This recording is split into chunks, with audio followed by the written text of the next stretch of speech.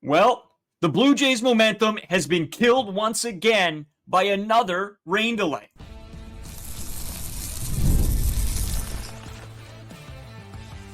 You are Locked On Blue Jays, your daily Toronto Blue Jays podcast. Part of the Locked On Podcast Network, your team every day. Welcome back to Locked On Blue Jays. Thank you for making Locked On Blue Jays your first listen every day. We are free and available wherever you get your podcasts and on YouTube. Part of the Locked On Podcast Network, your team every day. From brakes to exhaust kits and beyond, eBay Motors has over 122 million parts to keep your ride or die alive. With all the parts you need at the prices you want, it's easy to bring home that big win. Keep your ride or die alive at ebaymotors.com. Eligible items only. Exclusions apply. eBay guaranteed fit, only available for U.S. customers. Just before we sort of get going here, I'm Braden Wasco. He's Carter First. You can check us out on Twitter, Braden5 Wasco. Carter First, too, as well on Instagram or TikTok at Locked On Blue Jays. And we're headed to Toronto this Friday to Sunday. It's going to be a blast. We're going down for the weekend series against Tampa. You've probably seen our videos all over the place. And yeah, it's going to be fun. It's country night on Friday, so that should be a good time. I think it's Chris Bassett bobblehead night as well, so that's sort of sick. We're going to get down there nice and early, make sure we grab those. And yeah, it's going to be a great time, Carter. I'm pumped. I know you're pumped. Sort of counting down the days here. Yeah, I'm fired up for it. And now it looks like we're going to see Yusei Kikuchi on that Friday night, just based how there was the rain delay today. A little bit unfortunate. I was excited to watch Blue Jays baseball again after a big win last game. But I mean, in just typical Toronto Blue Jays fashion, everything just seems to be going wrong this season. Whenever something seems like it's starting to flip around, just get punched in the face again. But I mean, it is one game. The game is being rescheduled for a doubleheader on July 29th. So that will be an interesting weekend. I think it is a weekend at that point. For the Toronto Blue Jays, it will be a 4-game set against the Orioles. It's probably going to be a big one for an in-division game. Might have some big implications on the wild card for the Toronto Blue Jays. Maybe we can dream of AL East division title, but I mean, I'm not really all in on that. But yeah, I mean, we got a game tomorrow. Need a win from Chris Bassett. It would be nice to, I guess, sweep a series technically against the Baltimore Orioles. Yeah, right. The worst we could do now is split. That's going to sort of destroy our picks for this series, but whatever, not a big deal.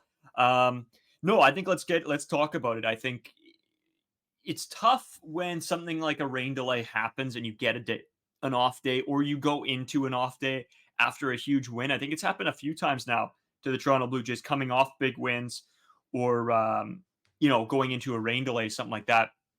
And it's just tough. Like it's such a momentum killer, I think, for the team. You go in thinking, okay, let's go right back to it. Let's hammer the baseball.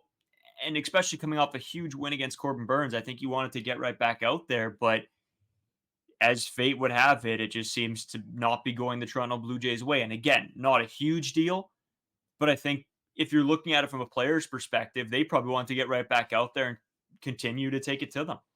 Yeah, now it makes for an interesting week. They had a game, they got an off day, they got another game, and then another off day. So not a lot of baseball this week for the Toronto Blue Jays. Tough to get in a groove when you're not playing every day. Just kind of, you see that with Daniel Vogelbach, you see that with Kevin Biggio. Obviously, way different. It's one day off, but there was a bunch of off days, I think, last week as well. So the Blue Jays have been getting some time off, getting some rest. And I guess one positive you could flip about this is there is a sickness going on in the Toronto Blue Jays dugout. Again, George Springer, keeping him out of the lineup. Is that necessarily a bad thing? That's up for debate. But it is nice to give these guys another day, kind of get themselves back to healthy. And hopefully this doesn't affect the rest of the team too much longer. But I have actually an interesting thing on Jose Barrios because of this sickness. So apparently for his start on Monday, he wasn't for sure going to be available. He was really sick. Apparently he felt terrible in the morning. So they actually had Kevin Gausman and Chris Bassett on an emergency availability call. So there was talks that one of those two would have to jump a day and start in place of Jose Barrios. But obviously, however he felt, he looked great out there. So, I mean, even if he wasn't 100%, maybe he's kind of like Michael Jordan and just has a bunch of good flu games going on for him. That's what I was going to say. He's got the flu game. I love it. No, that's it. Sort of crazy to hear, right? Because like we look at this flu and how it could have taken the Blue Jays right out of it, but instead they pick up a win with Chris Bassett sick on the mound, and it shows what this shuffled lineup could look like a little bit without George Springer. And maybe that's, you don't want anybody to be sick or injured or anything like that. But is it maybe a good thing to get a couple games showing, giving Davis Schneider that opportunity? And it's something, we talk about the lineup all the time. And that's something I want to get to later, Carter. As I said, I did have sort of like a surprise little topic for you. But yeah, I don't know. It's tough to look at now, because now does George Springer play next game, and will he be right back in the one spot? I'm thinking he's going to be right back there. John Schneider loves this guy. It's clearly in his contract that he's going to be leading off. Again, we've beat this to death on the podcast. I just don't understand what the dude's thinking. Like, you go look at analytics, you look at eye test, any single test, honestly, like you could pull out a pregnancy test and that would probably somehow show you that George Springer should not be leading off for this baseball team. It's just absolutely insane stuff from John Schneider. The entire fan base, usually with the Blue Jays, were pretty divided when all the Blue Jays fans are on the exact same page about a situation. Clearly, it is the most obvious thing in the world. So it just absolutely blows my mind every single time that we have to talk about this, seemingly every single day, about George Springer and John Schneider. You know what? And I'm just going to say it now. I'm going to go into what I had sort of ready for you. Insane that we're talking about this again. And we've been talking about it for a long time. Like, I can't remember back to when this first started, when we first started having this discussion. So the Score puts out an article today, or it might have been last night. They put an article out saying, is it time to pass the mantle of leadoff hitter to Davis Schneider? And that's by Thomas Hall. I found this just hilarious, Carter, because I don't understand. Maybe people aren't seeing it the way that we're seeing it. Maybe this has taken longer for some people to realize, but me and you have been on this for such a long time that this guy needs to be moved out of the one spot. And it was just mind blowing to me to see, a publication like The Score not put something like this out soon. Like, why release it now was my biggest question. Like, are we serious? You haven't been seeing this for the past 3 weeks, 4 weeks? Like, what's going on in these people's minds? The only thing that I can think of is that they were saying it's still early on, I guess, in a sense. When you go back 2 weeks, I mean, it's only 10 games later, and we still have the exact same problem. So, I mean, when you look at the George Springer situation, and I always compare it to Bo Bichette because it makes perfect sense moving Bo Bichette down in the order. He looked horrible to start the season. You move him down and look at that. Now he's starting to pick it up a little bit. Now you can move him back up. I don't mind hitting him 4. I'd even throw him in the 2 spot at this point. Bo Bichette has a history of being one of the best hitters in the American League. And George Springer, obviously not that good, not that high of expectations, but George Springer does have a good history of being a good hitter and a productive hitter for this Toronto Blue Jays team. And it's usually baseball is a very up and down season. George Springer has been completely down, and it's not going to help his confidence when he's in the leadoff spot getting the most at-bats and continuing to just mash ground balls, have terrible at-bats. And obviously George Springer probably feels terrible about this as well. One thing that I kind of am thinking about, because clearly John Schneider is just not going to move him, is it time for George Springer maybe to say something, being like, hey, I'm hurting this team. Please, you got to move me down. He's got to say, I don't know if it's on him. It shouldn't be on him. But would you be opposed to George Springer just taking one for the team and holding himself accountable and being like, hey, I'm hurting this team so badly right now leading off. Move me down for the time being. When I find myself, move me back up. No, and this is exactly what makes big leaguers, right? They all want to compete. They all want to be their best. But at some points, they realize themselves more often than the coaches or the whatever realizes. They realize at first that, okay, something's off. I got to start fixing this. This is on me. I got to do something. And usually the accountability factor is there for these players. But do I expect him to say something? Absolutely not. You shouldn't. At least to the media or anything like that. But in-house, you'd hope that there would be these conversations being had, even if it's not him going to John, if it's John going to him or somebody going to John. You'd hope that these conversations are being had, but it seems like that's not happening, which I find a little bit strange. I think for a guy struggling like this, a guy that knows what he can do when he's not having it, I feel like that's weird that there hasn't been a conversation with George Springer and John Schneider. The only thing that I can hold on to about this situation is that John Schneider is playing it's early game with George Springer, and he's going to just beat it to death and watch George Springer crumble until hopefully he figures it out, I guess. It just, again, that makes no sense to me. It might, I'm thinking that with these batting orders, you must have George Springer, usually they write up the batting orders. George Springer must just be printed out at 1. So it's just impossible for John Schneider to cross him out whatsoever. And when he's making the other orders, I bet you he's writing this stuff down. And he's probably accidentally writing George Springer in the one hole, even though he's not playing. He's like, oh, damn it. I need another lineup card here. Screwed up again, George Springer. But I'm so over it, man. Honestly, I'm just so done talking about it. Yes. But we're going to have to continue talking about it because I don't see anything being done about it. And that's the problem, right? Like, I go into this podcast saying, okay, like, I don't want to have to talk about George Springer today, but it always comes back to that's a problem. And yes, David Schneider didn't have the best day yesterday, but the game before we saw what he can do from the leadoff spot and what he can do. And that's a guy that's been producing all year. You got to put a little faith into him. I think that's the biggest problem with Schneiders right now, is that there hasn't been a lot of faith put in, babe. And I feel like he needs that to be a good player. And when he does get the little bit of respect he deserves, he goes out and shows it. I mean, we'll have to see what happens, Carter. You know what? I did have to mention this just before we sort of get jumping on David Schneider after. We'll let you continue. Okay. I just want to say this. We are going live right after the Saturday game. We need a couple minutes to get back to the hotel room, set up the live. But we're going to be going live right after the Saturday game against Tampa. Tune into that. We hope to get a bunch of you guys in there, get your thoughts, your opinions, argue with us. We'll read the comments out on the stream. It's going to be a lot of fun. We're pumped to do it. Carter, what do you got with David Schneider? So obviously on this podcast, we believe that David Schneider is very good at baseball, and he is in some pretty elite company. Obviously he's not the same caliber as these players. That would be insane. His sample size way smaller than these guys. But looking at some stats from 2023 to 2024, he's in the same company as guys like Ronald Acuna Jr. and Aaron Judge. So I'm going to go over their on-base percentage, their sluggings, and their OPSs since the 2023 season. So Aaron Judge has a 394 OBP. Ronald Acuna has a 406. David Schneider at a 398. So that's just above Judge, just below Acuna. Slugging percentage, Judge is at a 574. Acuna is at a 552. David Schneider at a 567. So that is ahead of Ronald Acuna, but behind Aaron Judge. OPS-wise, Aaron Judge, 967. Ronald Acuna, 958. David Schneider, 965. Again, planted right in the middle of these guys. Ronald Acuna winning the NL MVP, and Aaron Judge being able to carry the Yankees to the playoffs with a 50, 60 home run season. Definitely not out of the cards for him. Again, these comparisons are a little bit insane. I'm not saying that David Schneider is comparable to Ronald Acuna Jr., but just the start he's had is absolutely insane. And you can tell David Schneider is a great baseball player and having great at-bats. So again, absolutely blows my mind that they're not going to move this guy up in the order. No, it's crazy. And that's what's sort of blowing my mind every day that we come on to this podcast, is that we've been saying the same thing all year. And we're not guys within the organization. We're not guys part of this team.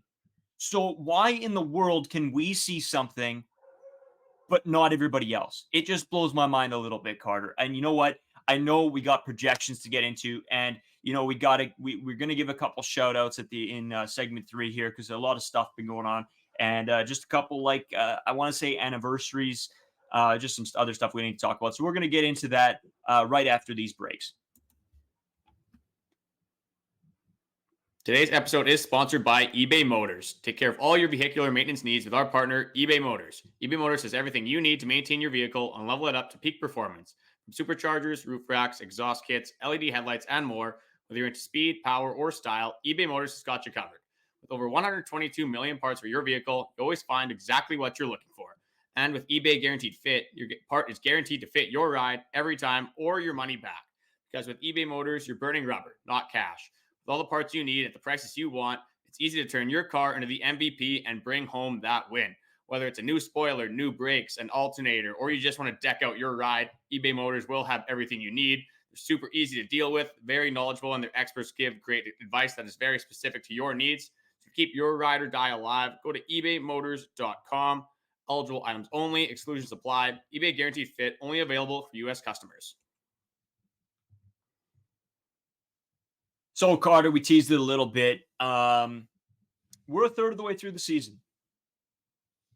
We made our predictions at the beginning of the year. I think it's a good time to go and revisit that.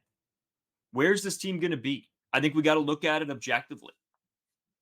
I don't know. It's tough because we see glimpses of hope. We see a lot of stretches of not great, Carter. What are you thinking? Yeah, 41 games into the year, so about a quarter of the way, not a third. Big math guy, obviously, Braden Nolasco is. Not a huge math guy.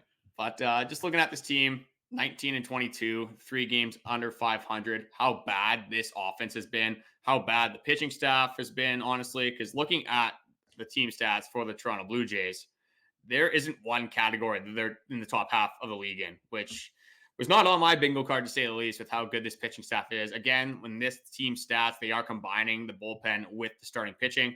Starting pitching has not been the problem. The bullpen has been shaky at times, but again, this has been an injury-riddled bullpen to start the season, as everyone kind of predicted with how lucky the Toronto Blue Jays were last year without any injuries. But just going over some of the stats here, like they're 27th in runs, 24th in hits, 21st in average. This is the best offensive stat they have is their OBP. They're tied for 16th, so right in the middle of the league.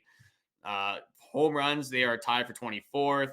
Runs allowed, they're tied for 23rd. Batting average against is a 255, which is 24th. ERA, 25th.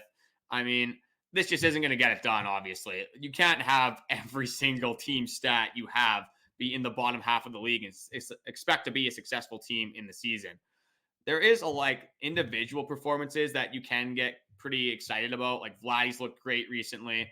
David Schneider obviously been very good. Danny Jansen been unbelievable. But then there's also a lot of bad. You look at Kevin Biggio hasn't been great. You look at George Springer, obviously. Bo Bichette at the first, let's say 35 games of the season was horrible. Daniel Vogelbach kind of got into last episode. Not really worried about him. But just in general, Eric Swanson, you look at the bullpen, Henny Cabrera, there's a bunch of bad things going on with the Blue Jays. So I think the question is this team still good enough to make the playoffs? Can they turn things around? And will they make a run if they do end up making the playoffs? That is the question. To be honest, if you ask me, does this team have the skill to make the playoffs? Does this team have the skill to lead the division? Yeah, it does. This team has the skill. It really does. As much as some of you guys don't want to hear that, this team has a lot of skill. It's just when they're not on, when Vlad and Bo and Springer aren't on, 3 of your supposed to be superstars. And don't get me wrong, Vlad's been better. Bo's looked better lately. But when these guys aren't on, it's a disaster. Because you can't expect your bottom of the lineup to carry you to wins. You can't expect your pitching staff to carry you to wins when your big guns aren't firing. Are we a playoff team? Not right now. Do I see that we might be? Yeah. I think if we just need Bo and Vlad to catch some fire here. And then, this is a playoff team. The pitching staff's good enough. The bullpen is good enough. When, another rough start, but when all these pieces come together, the skill is there. It's just if we can get the consistency, honestly. See, I got to disagree with you in the sense that I don't think this team is skilled enough to win this division. You look at the Baltimore Orioles lineup, you look at the New York Yankees, these teams are just way better than the Toronto Blue Jays. Just looking at the Orioles offense compared to the Jays offense, on paper even, it's just not even close in my opinion. Is this team good enough to make the playoffs? I still believe so, and I still actually believe they will make the playoffs, even though, again, I'm not a big stats guy at this point of the year, but a standings guy, I should say, because the Jays are last in the AL East. They're 8 games back of the division. Looking at the wild card, they're 5 games back. It's very attainable to get back in these races. But when you're like I said, looking at the skill gap compared from especially the Baltimore Orioles specifically, but the New York Yankees as well, I just think the upside for those two teams are way higher than the Toronto Blue Jays. Yes, you have Bo Bichette underperforming a little bit. Yes, you have George Springer nowhere near where he should be. But looking at this team, you got David Schneider. Can't really expect too much more from him. Danny Jansen isn't really going to get any better. So, yes, you might get some stars getting a little bit better throughout the season. But is it believable? Is it realistic to see some of these guys continuing their success to this level? I don't know if Danny Jansen's a 320 hitter. In my opinion, he's definitely not. That's going to sag down. No. David Schneider, I'm pretty high on still. I think David Schneider will be fine. But as for a division title, I'm out on I think we're fighting for a wild card spot at this point. No, and I'm not saying this year, because obviously this is unattainable already. It really is. But as an overall, going back, if we're looking at this team, 100% we have the skill to win this division. If you get 2021 Vlad and you get Bo from last year, which everybody expected these guys to be this way coming up, and they've shown glimpses, if they can be those guys, 100% we have the skill to win this division. See, I don't see 2021 Vlad. I'm thinking that's just a career year for Vlad. I don't think And it that's might who he be. actually is. And it might be. But if you look at from the perspective of if we get that Vlad and we get Bo from last season, there's no reason this team isn't a division leader. I think you're asking for a lot of what ifs about this Toronto Blue Jays team. But no, but that's what I'm saying. The skill is there. It's just, it's not existent right now. But if everybody is playing as they should be, the skill's I'm not there. seeing it. I'm definitely not seeing it compared to the Baltimore Orioles and the New York Yankees. Just with the pitching staff being as good as it is, especially when you get to a playoff series, you're going to be rolling out Kevin Gausman, Jose Barrios, and probably Yusei Kikuchi at this point. I love those odds in that sense. Our pitching is going to be absolutely dialed. They're fully built to make a deep playoff run when you have Chris Bassett as being your long reliever right now. Absolutely insane. I think the bullpen can get better. Eric Swanson's been so bad. He's going to get better. I still believe in Eric Swanson with how good he's been throughout his career. Jordan Romano's made strides. Yimi Garcia, if he can continue to do what he's doing. My biggest fault is the offense. This is why I don't think the Blue Jays will make a deep run, because this offense is the most inconsistent offense I have ever seen in my life. We might get 3 games in a row if we're lucky that this offense is going to produce, but over a 7-game series, even a 5-game series, are we going to get offensive output consistently? I just don't see it right now, especially from what we've seen to start off this season. But the craziest thing about baseball is a team can catch fire. A team can go 8 wins in a row. They could be the Minnesota Twins. I think they won 17 out of 19 games, something like that. It is a possibility. It is in the realm. And when you have a pitching staff as good as the Toronto Blue Jays, definitely can happen. But I'm going to throw it back to you and just say, if you had to make a prediction right now, again, I think we both had this team. I think I had 89 wins, if I remember correctly, and you had 90. Yeah, I had 90. Yeah. So we had the team obviously making the playoffs. Are you still standing with your original prediction of the Blue Jays making the playoffs? And how, if so, how far do you see them going at this point? I'm at the point right now where if they do sneak in, it's a first round exit. They can't string together 2 straight good performances, never mind 3. Or, maybe they get lucky and get out of it, but this team isn't winning the first round. And they're gonna hoodwink me a little bit. I'm going to be excited when they make the playoffs, and I'm all the hopes in the world if they do. But I think when I look at it realistically, I look at this ball club, and they're just, like you said, way too inconsistent. If I'm looking at it from this season, I think it's going to be a struggle to make the playoffs. I don't know. I think they have the skill to be able to do it, but the consistency's not there, and that's what we've been talking about the last 2 years.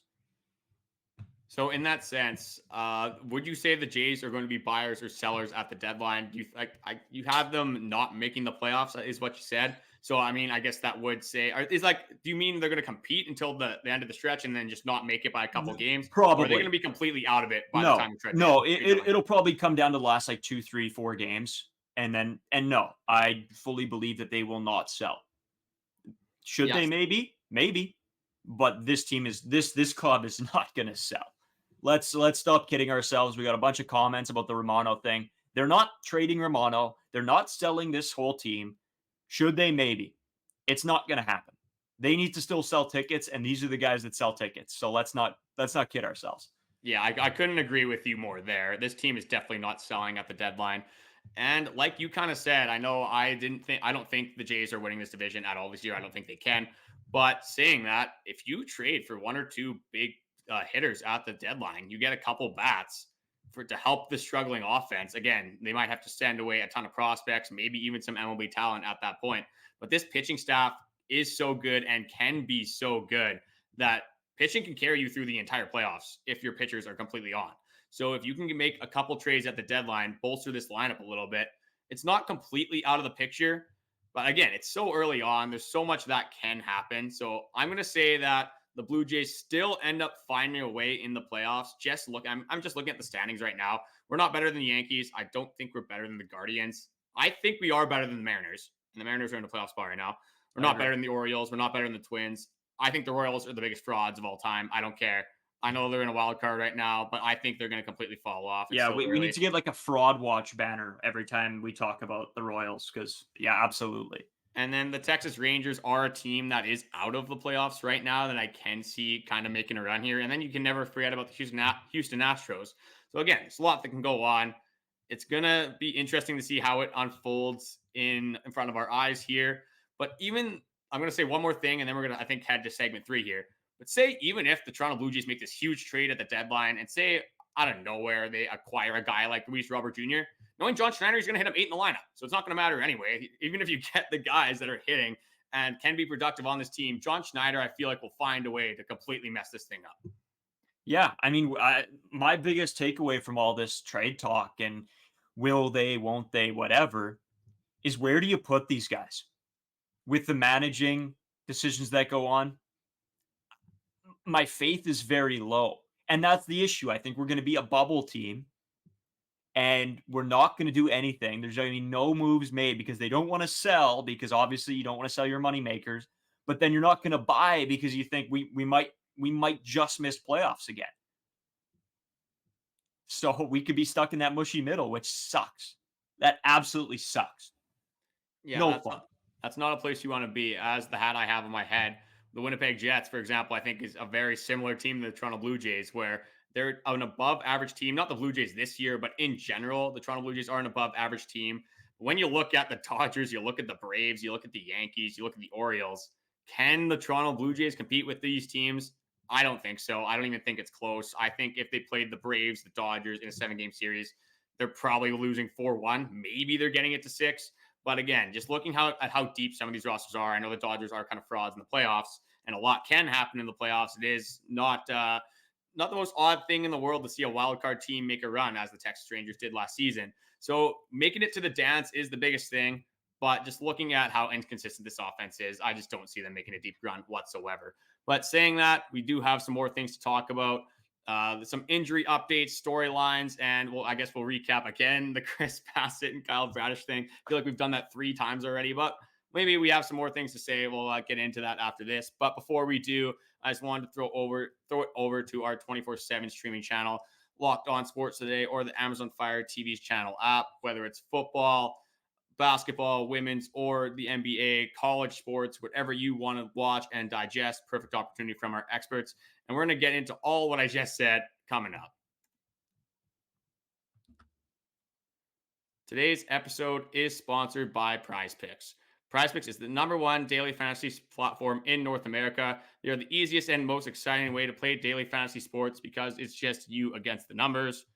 Instead of battling against pros and sharks, you can pick more than or less than on 2 to 6 player stat projections and watch the winnings roll in. Prize Picks is really simple to play. I can make my picks and submit my entry in as little as 60 seconds.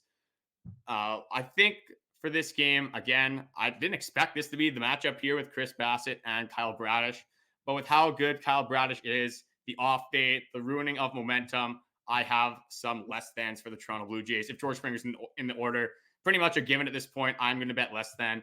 Unfortunately, I'm going to bet Bo Bichette on less than on 6.5 fantasy points as well. Again, hopefully they prove me wrong, but I think this off day is going to throw a wrench into things. But if you know which players are going to perform on specific nights, this is a no-brainer. Download Prize Picks and start making your picks today. You can download the app today and use code LOCKEDONMLB for a first deposit matchup to $100. That's code LOCKEDONMLB for a first deposit matchup to $100. Carter, just before we get into everything, yesterday was the anniversary or the birthday of, ex-Blue Jay Roy Halladay, Doc. Every time something comes up that talks about Doc, it's just like a pit in my stomach almost. Like, he was so good. I loved watching. I mean, I didn't get to see a ton, obviously. But I go back. He was just awesome. He was just a great guy to watch. And then with everything surrounding him that happened, of course, it was just terrible. I got to shout out my buddy here. Give me 1 second.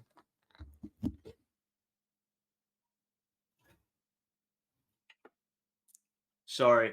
I got the Roy Halladay. It's his All-Star Game jersey.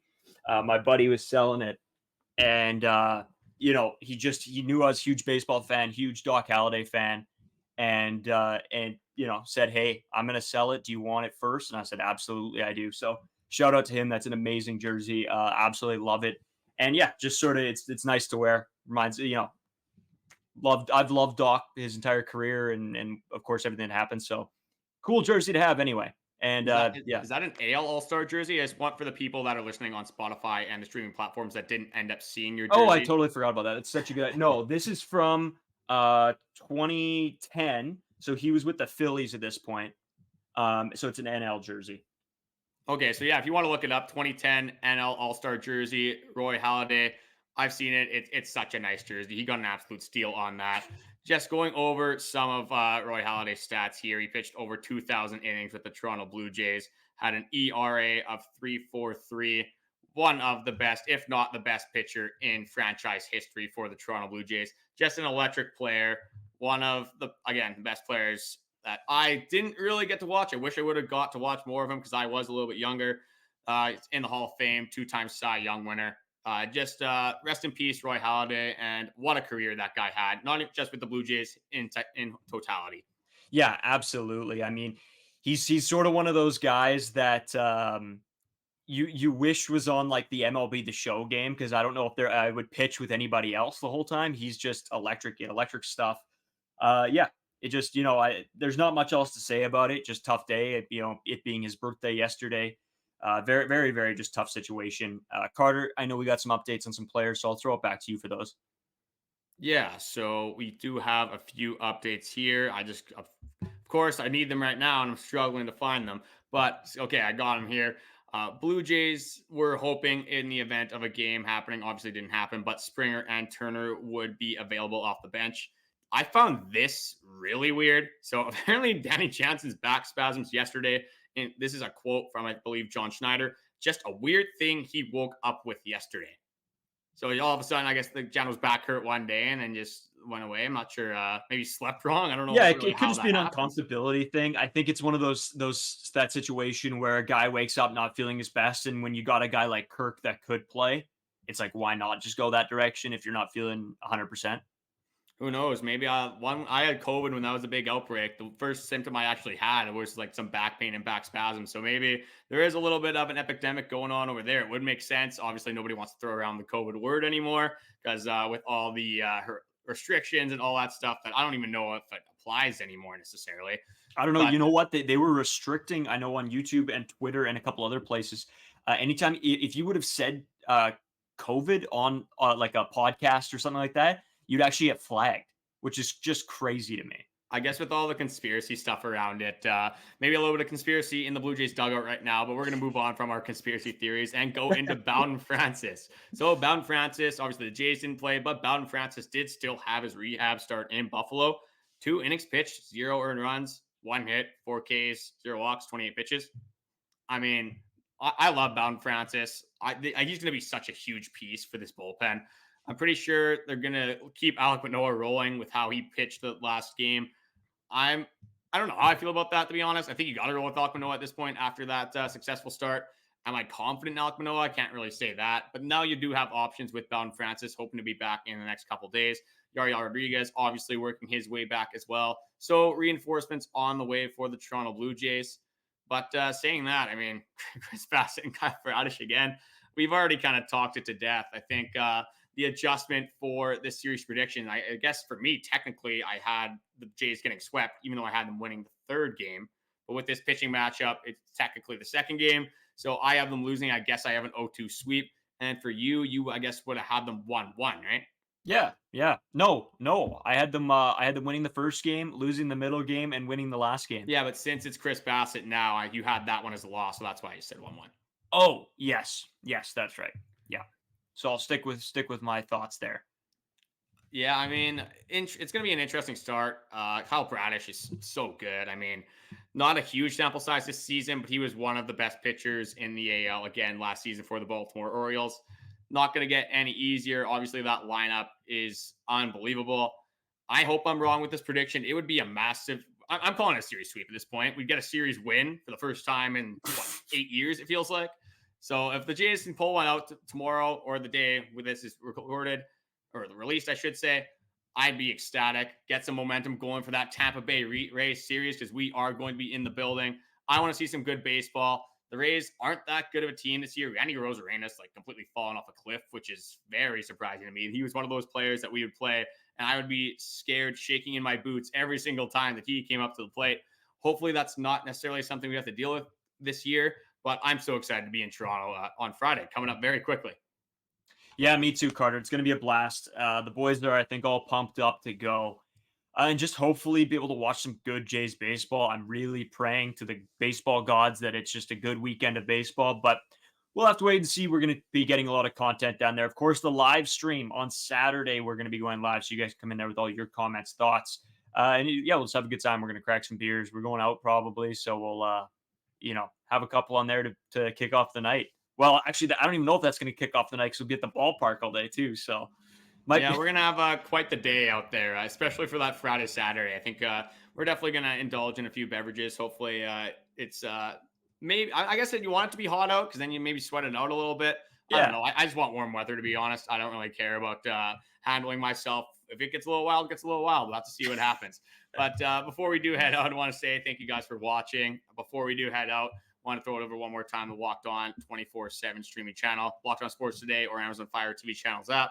Whatever is more convenient, expert analysis in any sport you can imagine, just head over there and leave in the comments. I know we commented, we're talking about if the Blue Jays are going to make the playoffs. Comment whether you guys think they're going to make the playoffs. They should sell at the deadline, buy at the deadline. Who might they buy at the deadline? Is this team going to be able to make their way back into a playoff push? Or does this team just suck and they should just blow it up all right now? So I would love to see what you guys are thinking. I have a pretty good idea of what people are going to say, I think, but maybe I'll be proven wrong.